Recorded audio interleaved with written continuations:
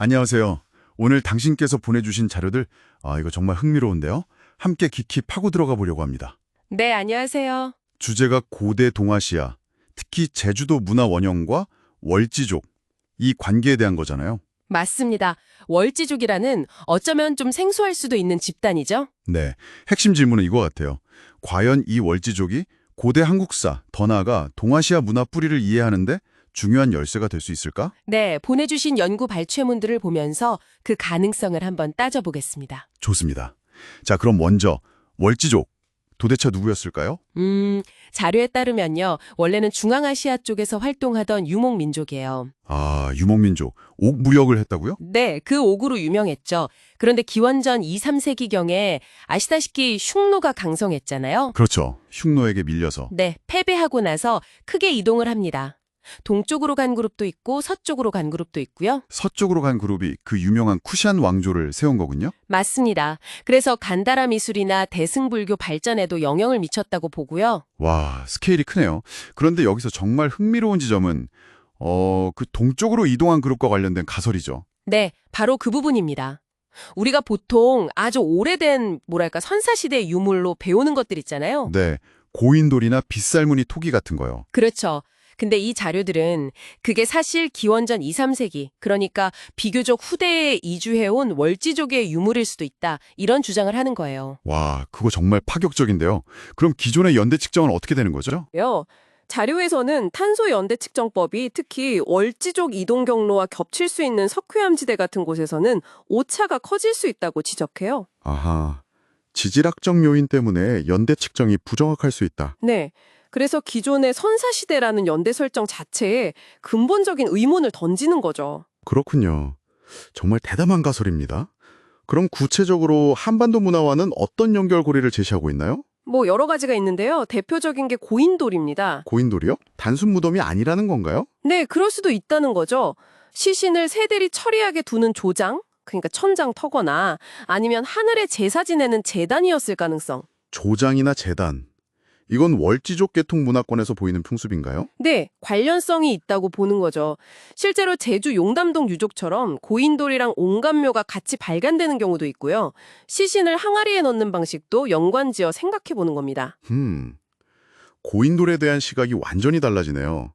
또 다른 건 없나요? 편도 풍습도 언급돼요. 머리뼈 모양을 어릴 때부터 인위적으로 바꾸는 거예요.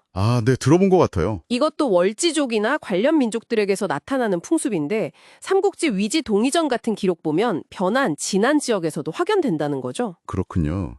그리고 빗살무늬 토기도요? 이것도 다르게 해석한다고요? 네, 이것도 흥미로운데요.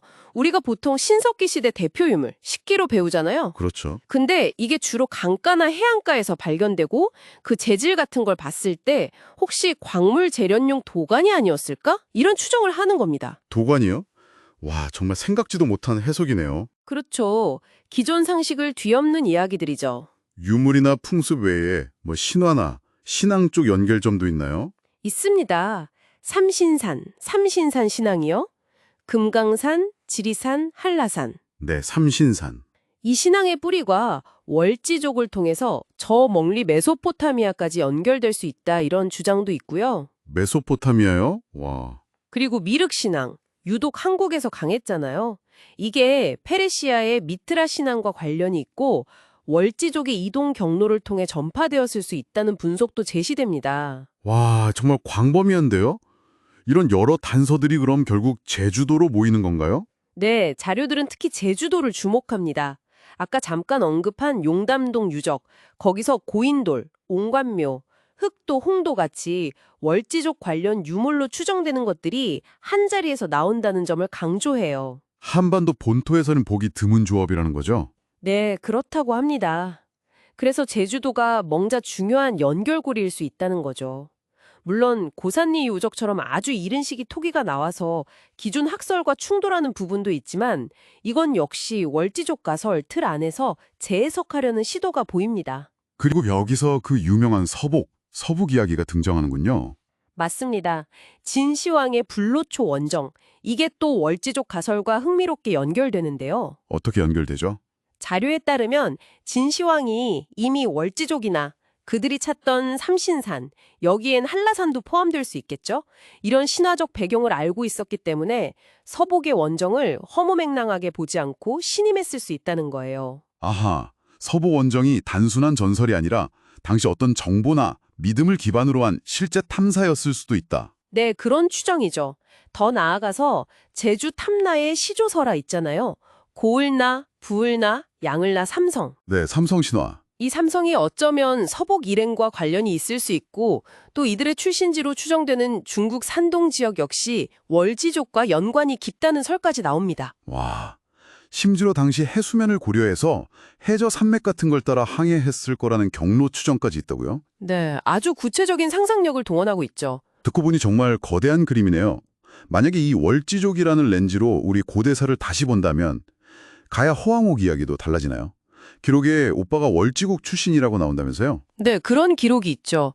그리고 부여 건국신화에서 멀리서 왔다는 기록 같은 것들, 또 신라 왕족의 기원을 스키타이계와 연결하는 설도 있잖아요. 네, 그런 주장들도 있죠. 이런 것들이 월지족의 이동이라는 큰 틀 안에서 새롭게 해석될 여지가 생긴다는 겁니다.